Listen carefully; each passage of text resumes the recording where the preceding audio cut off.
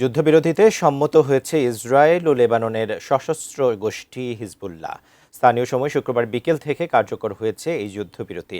এর আগে বাস্তবসম্মত যুদ্ধবিরতি কার্যকর না হলে ওয়াশিংটনের সঙ্গে আলোচনার প্রক্রিয়া সামনে এগোবে না বলে হুঁশিয়ারি দেয় তেহরান। আরও জানাচ্ছেন রায়হান মুন্সি। টানা উত্তেজনা, রক্তক্ষয় আর কূটনৈতিক টানাপোড়েনের পর মধ্যপ্রাচ্যে মিলেছে স্বস্তির আভাস। দীর্ঘ আলোচনা ও চাপের মুখে শেষ পর্যন্ত যুদ্ধবিরতিতে সম্মত হয়েছে ইসরায়েল ও হিজবুল্লাহ।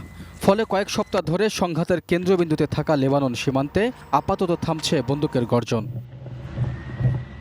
এর আগে বাস্তবসম্মত যুদ্ধবিরতি কার্যকর না হলে ওয়াশিংটনের সঙ্গে আলোচনার প্রক্রিয়া সামনে এগোবে না বলে হিজবুল্লাহকে আশ্বস্ত করে ইরান। বার্তা সংস্থা রয়টার্সকে দেওয়া সাক্ষাৎকারে তেহরানের এই অবস্থানের কথা জানান হিজবুল্লাহর শীর্ষ নেতা হাসান ফাদলাল্লাহ। এদিকে ইরানের সঙ্গে প্রেসিডেন্ট ডোনাল্ড ট্রাম্পের স্বাক্ষরিত সমঝোতা স্মারক মেনে নিতে ইসরায়েলকে প্রকাশ্যেই কড়া সতর্কবার্তা দেন মার্কিন ভাইস প্রেসিডেন্ট জেডি ভ্যান্স। তিনি বলেন, যুক্তরাষ্ট্র ইরান সমঝোতার অন্যতম শর্ত লেবানন সহ সব ফ্রন্টে সামরিক অভিযান বন্ধ রাখা। সেই বাস্তবতা মেনে চলতে হবে ইসরায়েলকে। ভ্যান্স আরও মনে করিয়ে দেন, বর্তমানে যুক্তরাষ্ট্রই ইসরায়েলের সবচেয়ে শক্তিশালী ও প্রভাবশালী মিত্র। তাই ওয়াশিংটনের সমর্থনের গুরুত্ব উপলব্ধি করে দায়িত্বশীল আচরণ করা উচিত তেল আবিবের।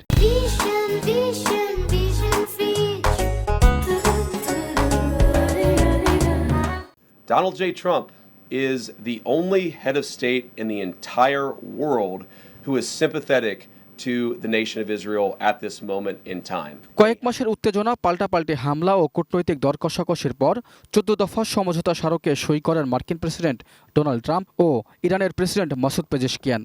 মধ্যপ্রাচ্যে নতুন শান্তি প্রক্রিয়ার ভিত্তি হিসেবে দেখা হচ্ছে এই সমঝোতাকে।